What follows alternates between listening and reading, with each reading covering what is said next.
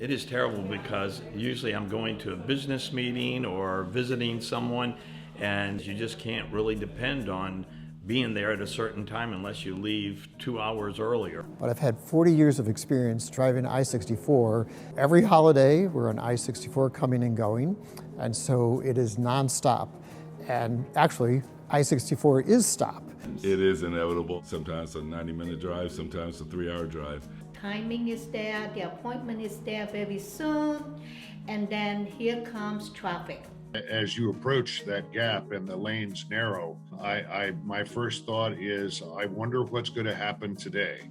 Never as a child and never as my wildest dream to think that I'm the age I am and we still only have 2 lanes of I-64. This is a very important corridor, and really it's an artery for the military. It's an artery for international cargo coming from the port of Norfolk. And when you can't depend on getting through that 29-mile gap, it really is a hindrance to business opportunities that can develop along the corridor and between both communities.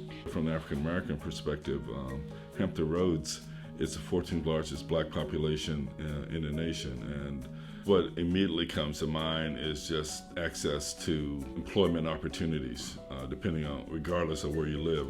One should not have to be locked into a neighborhood to take advantage of opportunities in either of the business districts. The military is in the business of moving large amounts of people and stuff in times of crisis.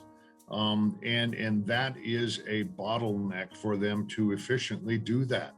A lot of people go to the beach, go to Sandbridge, go to Virginia Beach, but they're visiting us as well, and this will really make it much easier to have those visitors coming and for us to go visit.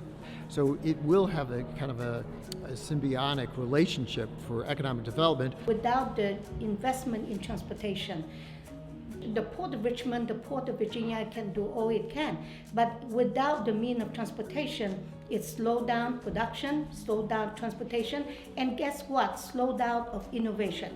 It's a costly project, but when we talk about tourism, when we talk about economic development, and when we talk about, most importantly, when we talk about safety, when we talk about that, those to me are the 3 major reasons that 64 needs to be widened to the 3rd lane.